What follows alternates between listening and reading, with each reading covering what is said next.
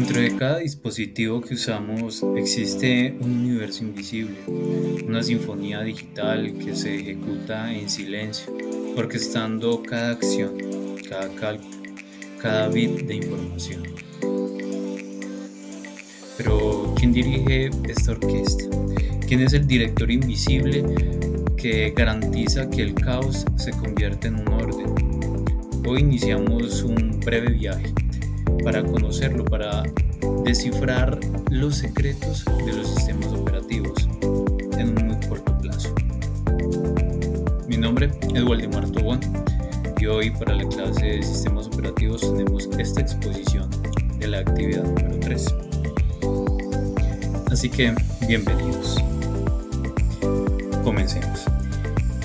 Ahora para este video tenemos entonces preparado la competencia número 2. El documento habla acerca de dos momentos muy importantes. Entre ellos está lo que les vamos a mostrar a continuación, comenzando por este primer momento, el primer gran acto de nuestro director, que es la gestión del tiempo, un recurso más valioso que el oro en el mundo digital. Esto es la administración de procesos. Aquí vemos un simulador de una CPU y el cerebro de nuestra máquina. A continuación les mostraré. Comencemos el viaje.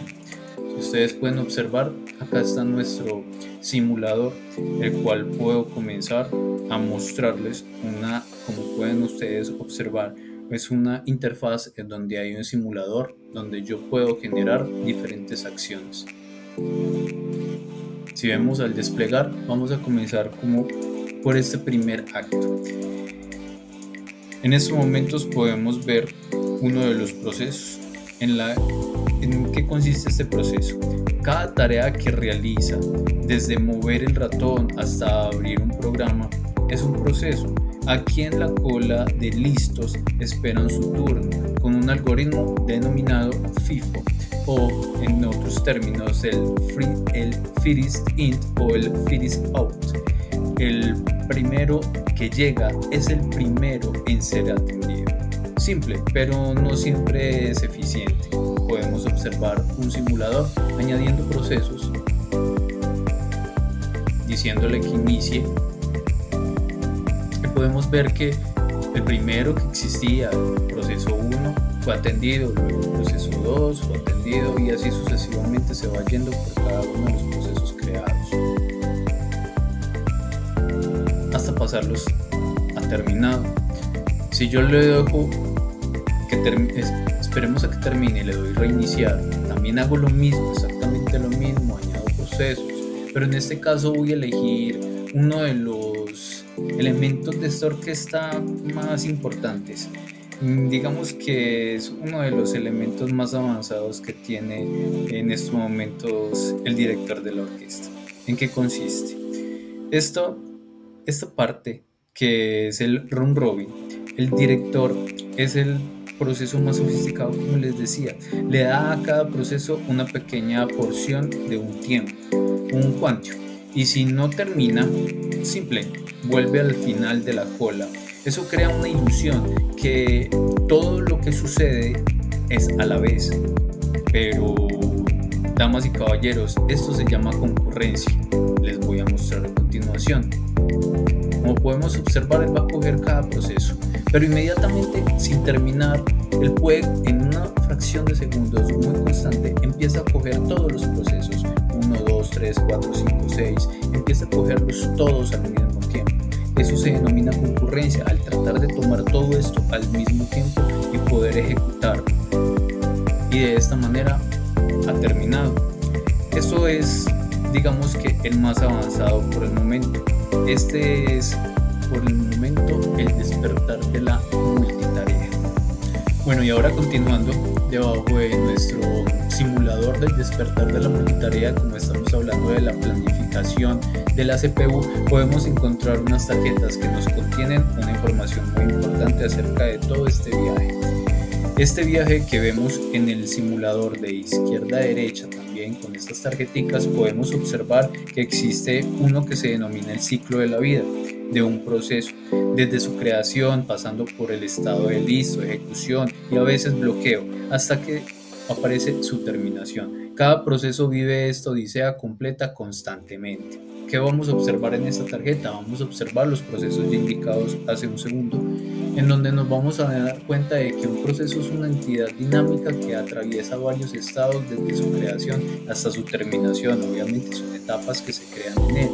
Está la creación, que es el sistema operativo asigna los recursos de memoria y descriptores y crea las estructuras de los datos necesarios. Por ejemplo, el PCB, que se coloca acá como ejemplo, el Process Control Block. También pasamos por el estado de la ejecución o running. El proceso tiene un control de CPU y está ejecutando sus instrucciones. Está el proceso del bloqueo o bloqueo. El proceso que está esperando un evento como una operación de ES y no puede continuar hasta que ocurra. Ahora pasamos por la operación de listo, ready. El proceso está listo para ejecutarse y está en una cola esperando su turno para la CPU. Ahora por último tendríamos la terminación. Obviamente por su término, valga la redundancia, entendemos de que solamente llega a el fin de la ejecución. Entonces, continuando por acá podemos encontrar otra nueva tarjeta. Esta tarjeta nos habla de la concurrencia. Si la abrimos podemos observar más detalles acerca de este proceso. Es la capacidad del sistema para ejecutar múltiples procesos o hilos de forma simultánea en apariencia. Aunque en una CPU de un solo núcleo se intercalan en el tiempo la multitarea. Problema clave.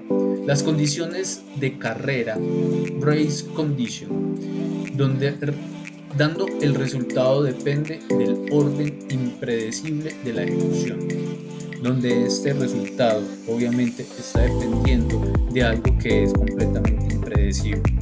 También está la solución, la sincronización, que coordina el acceso a recursos compartidos para evitar conflictos. Pasando, también encontramos acá otro detalle. ¿Qué pasa, por ejemplo, si la sinfonía a veces las notas chocan entre ellas? Cuando dos procesos se enfrentan a un recurso que el otro necesita, entramos en un deadlock. En abrazo, como se denomina, un abrazo mortal del que no pueden escapar. El trabajo del director es prevenir esta parálisis. A continuación, si abrimos el deadlock, podemos encontrar varios detalles sobre él. El deadlock es una situación en la que dos o más procesos se bloquean permanentemente, cada uno esperando un recurso que tiene el otro. Si observamos, deben de cumplir cuatro condiciones simultáneamente. Exclusión mutua, al menos un recurso no es compatible. Retención y espera, el hold and wait. Un proceso retiene recursos mientras espera otros. No apropiación, el no appropriation. Es un recurso solo puede ser liberado voluntariamente por el proceso que lo posee. Espera circular. Existe una cadena de procesos. En esta espera circular, la espera circular lo que denomina es que un proceso está esperando el otro y viceversa. Este también proceso está esperando otro proceso a continuación, como se relata. En la cadena de procesos, el proceso 0, está esperando al P1, en donde P0 espera un recurso de P1, P1 de P2 y así sucesivamente hasta que Pn espera el recurso de P0. Por último, en estas tarjeticas encontramos la planificación. Un algoritmo de planificación. El planificador de CPU selecciona el siguiente proceso de cola de listos para asignarla a la CPU. ¿Qué encontramos acá? Procesos que ya vimos en el simulador. El FIFO o First In o First Out. El más simple, atiende los procesos en el orden de llegada, no es apropiado completamente. El CJN o Shortest Jobs Next Selecciona los procesos con el tiempo de ejecución más corto, óptimo para el tiempo de espera promedio, pero difícil de predecir y puede causar inanición a procesos largos. Otro de los procesos que ya vimos en el simulador, el round robin o turno circular, asigna a cada proceso un pequeño intervalo de tiempo que se denomina quantio. Y si el proceso no termina, vuelve al final de la cola de listos. Eso lo que hace es arroja apropiativo y justo, ideal para un sistema de tiempo compartido. Por último, tenemos el prioridades. A cada proceso se le asigna una prioridad. El planificador elige la mayor prioridad. Puede causar inanición de procesos de baja prioridad. Con esto terminaríamos la parte de nuestro simulador. Y ahora a continuación seguimos con el siguiente caso. ¿Qué tenemos a continuación?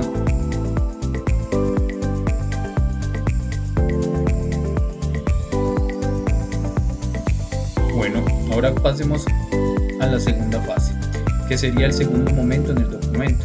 Estaríamos hablando de la memoria RAM. Es un universo muy grande y es excelente para poderlo tocar y también tratar de hacerlo por medio de un simulador para que lo podamos comprender de una manera más agradable. Este segundo gran acto es la gestión del espacio. La memoria es el escenario donde toda la sinfonía tiene lugar. Aquí vemos dos tipos de memoria. La RAM, nuestro escenario principal, rápido y volátil, y el swap, un almacén en el disco, más lento pero inmenso. Digamos que, ¿cómo funcionaría esto? Cuando un proceso nace, el director debe encontrarle un lugar que deba de ser específico para él en la RAM. Pero a medida que los procesos van y vienen, dejan huecos, como asientos vacíos en un teatro. Esto se llama fragmentación y si no se gestiona bien puede impedir que nuevos procesos, aunque haya espacio, puedan entrar. ¿Y qué pasa si la RAM está llena completamente? Aquí es donde ocurre la magia. El director realiza un fallo de página, por así denominarlo, mueve un proceso inactivo de las valiosas RAM al espacio swap del disco para hacer sitio en la RAM. A eso se le llama memoria virtual, la brillante ilusión de que tenemos un escenario infinito. Pero, ¿esto es real? Como vamos a ver a continuación en el simulador. Todo esto es posible gracias a una jerarquía de memoria, que también vamos a ver en unas tarjeticas. Una jerarquía de memoria desde los registros ultra rápidos de la CPU hasta los discos masivos, un sistema piramidal que equilibra velocidad y capacidad. Así que miremos un poco el simulador que tenemos acá. Si yo voy a decirle asignar procesos, él me va a asignar inmediatamente un proceso, 2, 3, o si quiero llenarlo, ¿qué ocurriría si lo lleno? Algo pasó, me siguió derecho, pero si vemos lo que quería mostrar en este era que esta es mi memoria RAM, la primera, y la swap viene a ser la segunda. Entonces, ¿qué hace inteligentemente el proceso? Hace que la memoria RAM, cuando ya haya llegado a su tope, él inmediatamente asigna memoria swap, que es más lenta como les había indicado, pero tiene una infinidad de espacio. Y aparentemente está asignando espacio que no existe, pero sí dentro de la memoria swap. ¿Listo? Pero bueno, ¿y qué pasa si ya vemos que todo está colapsado en asignar el proceso de la memoria? Y si yo le digo que va a haber un fallo, si yo hago un fallo, ¿qué ocurriría? Algo está pasando, ¿cierto? Todo lo que era el espacio en memoria, lo que eran los fallos, se están yendo para la swap. Está asignando swap. Cuando ocurre un fallo en la RAM, inmediatamente asigna también swap para que el proceso pueda seguir de una u otra manera. Ya no puede utilizar ese espacio en memoria RAM que tenía un fallo por X o Y razón. Pero, ¿qué pasa si también libero espacio? Libera espacio, no hay problema. Pero la swap continúa allí. También hay forma de poder liberar espacio en la swap. Así que, ¿qué ocurriría si esto es diferente? Ahora vamos a hacer algo. Para poder pasar las tarjeticas, vamos a liberar por acá un poquito y vamos a mirar entonces lo que les había indicado anteriormente con mis tarjetas. ¿Qué ocurre con esta información tan valiosa? Si ustedes pueden observar, aquí podemos ver una tarjeta que se llama jerarquía de memoria. En esta jerarquía de memoria estamos viendo algo muy importante. Es una información vital que podemos obtener de cómo es el proceso internamente en la CPU. Si vemos, existe la jerarquía en donde podemos pasar de la CPU, la memoria en caché, la memoria principal RAM y el almacenamiento secundario, que es el SSD o HDD, que significa que son discos que vienen a ser de almacenamiento masivo o no volátil lento y lentos, que son la mayoría. El HDD, que son los discos de estado mecánico, los cuales son los más lentos, los más viejos y los que anteriormente poseíamos casi en todos los PC, tanto de escritorio como de portátil. También vienen solo los SSD, que son los discos que vienen anteriormente. Estaban viniendo solamente en dos tipos, pero ya se han ido implementando un poquito más. No solamente está el SSD propiamente hablando, y el SSD se ha partido en más. Está el SSD, que son tipos de almacenamiento PCI Express, NVMe. Estos tipos de discos o unidades de almacenamiento son los más veloces, con mayor capacidad y robustez para poder procesar información. Y están los SSD SATA, que vienen de dos maneras. SATA vienen de discos muy parecidos a los discos anteriores, obviamente son más pequeños, parecidos más que todo a los discos de portátil. El SATA, pero parecido al disco de portátil, viene de ese tamaño, que uno lo puede implementar también en un disco, en un computador de escritorio. Como les decía, también está dentro de esta jerarquía los requisitos de CPU, los más rápidos, pequeños, caros dentro de la CPU, en la memoria en caché, que está L1, L2, L3, puentes entre la CPU y la RAM, más lenta que los registros, pero más rápida que la RAM. La memoria RAM en sí, memoria de trabajo volátil, donde se almacenan los programas en ejecución. Y las memorias RAM, recordemos, muy importante, vienen de diferentes tipos. Está DDR3, DDR4, DDR5 ya actualmente. Y pasamos a unas mucho más antiguas, que la DDR2, pero que esas ya no se consiguen actualmente. Ahora pasemos a la memoria volátil. Información muy útil. ¿En qué consiste esta? Es una técnica que permite a un proceso utilizar un espacio de direcciones lógicas mucho más grandes que la memoria física RAM disponible. Paginación, que hablábamos anteriormente en este video, estábamos hablando del tema de la paginación. La memoria se divide en bloques de tamaño fijo, llamados páginas lógicas, marcos físicos. El sistema operativo mantiene una tabla de páginas para traducir direcciones lógicas a físicas. Fallo de página o page fault. Fallo de página. Ocurre si un proceso accede a una página que no está en RAM. El sistema operativo lo trae desde el disco. Por último está la swap. Ya les mostraba en el ejemplo. Intercambio. Este es el área en disco usada para almacenar las páginas que no están en la RAM. Como les mostraba, cuando se llena, no están en RAM, pasan a la swap para poder cubrir cualquier necesidad y poder ayudar a solventar los problemas. Bueno, ahora pasamos a las técnicas de gestión de memoria. En las técnicas de gestión de memoria, el sistema operativo debe decidir cómo asignar la memoria a los procesos. ¿Cómo asignar esto? Entonces está la partición fija, está la partición variable, está la paginación y está la segmentación. Como pueden ver en pantalla, está con sus diferentes significados. Entonces la partición fija digamos que obviamente la palabra misma lo explica, nos está indicando que la memoria se divide en particiones de tamaño fijo, simple, pero sufre de fragmentación interna, espacios depreciados dentro de una partición. Partición variable. La partición se crean del tamaño exacto que necesita el proceso. Evita la fragmentación interna, pero sufre de fragmentación externa. Agujeros de memoria libre no contiguos. Paginación, solución de fragmentación externa al permitir que las páginas de un proceso se almacenen en marcos no contiguos. Segmentación, por último, la memoria se ve como una colección de segmentos de tamaño variable, código de datos, pila, lo que facilita la protección de computación, de compartición.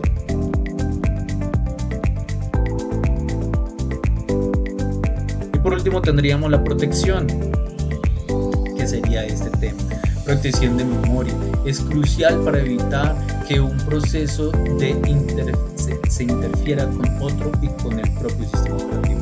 El registro, que se compone de lo siguiente: registro de base límite, módulo dual o también la amenaza y amenazas comunes. Son muy importantes dentro de la protección de la memoria tener en cuenta estos tres tips, que sería registro de base y límite.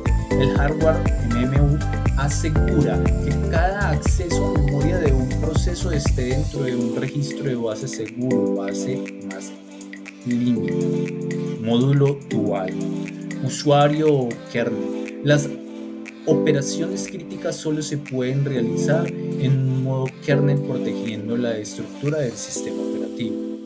Amenazas comunes, fugas de memoria. Un programa no libera memoria que ya no usa. Y desbordamiento de buffer. Escribe más allá de los límites de un buffer, pudiendo corromper datos y ejecutar códigos maliciosos. Una explicación aquí de algunas cositas. La dual. Hay algo que he observado, y es que es muy importante que las personas tengan en cuenta que hay equipos, tanto de mesa más que todo, que poseen unos slots de memorias en donde uno puede utilizar esos slots de memorias como una memoria dual channel, para poder ser ejecutados.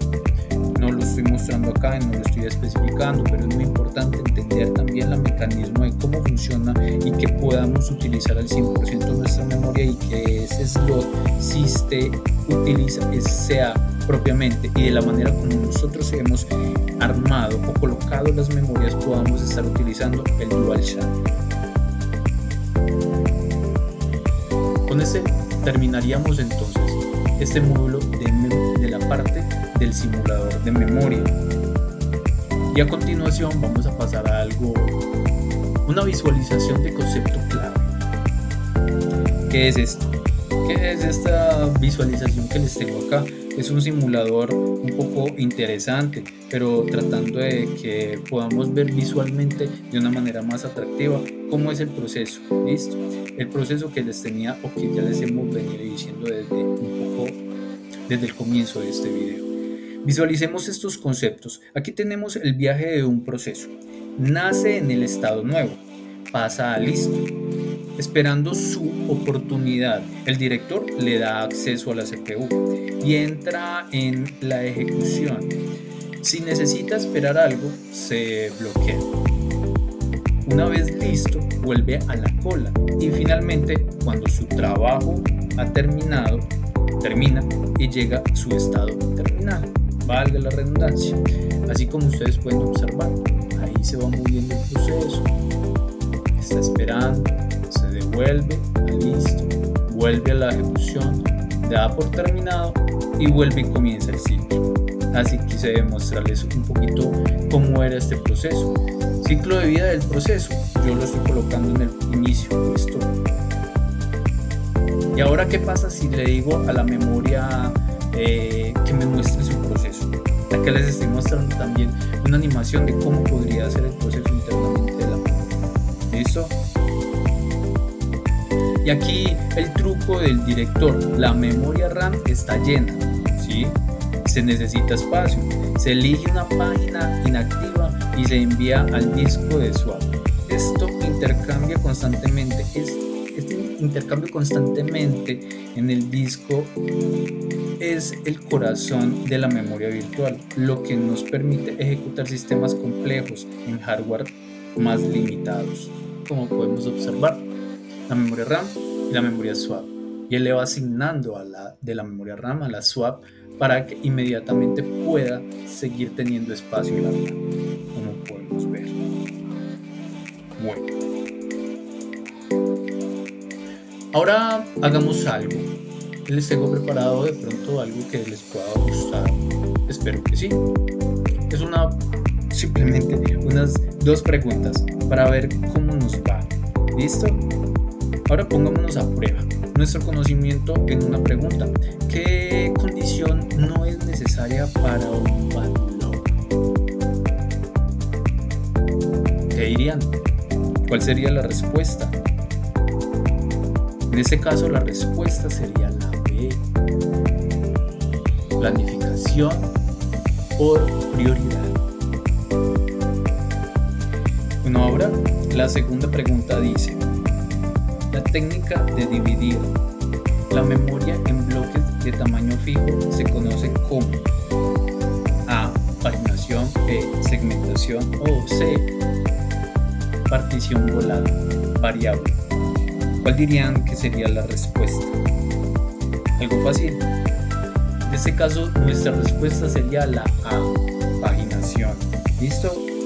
Bueno, y para terminar, quiero darles o mostrarles este banco de datos en donde he preparado una cantidad de datos con información o palabras con información y sus significados de todo lo que hemos hablado en este video. Pasemos por la palabra PCB. Proceso de Control Block, estructura de datos del kernel que almacenan toda la información de un proceso, estado, ID, registros, etc. MMU, Memoria Management Unit, componente de hardware que traduce direcciones virtuales a físicas. El Context Switch, el acto de guardar el estado de un proceso y cargar el de otro para cederle la CPU. Es una operación costosa. Semáforo, variable de sincronización para controlar el acceso de múltiples procesos a un recurso común. Y el trashing ocurre cuando el sistema pasa más tiempo moviendo páginas entre RAM y disco swap que ejecutando procesos. El rendimiento se desploma. Son términos que quise traer a colación, que se tenían en la lectura o en el video o que tampoco se hicieron referencia, pero que son importantes dentro de toda la exposición que se tenía para el día de hoy. Así que muchísimas gracias, ha sido todo un placer en la noche de hoy poder compartir con ustedes. Si te ha gustado, espero que le den un like si lo desean y hasta una próxima. Una feliz noche. Hasta pronto.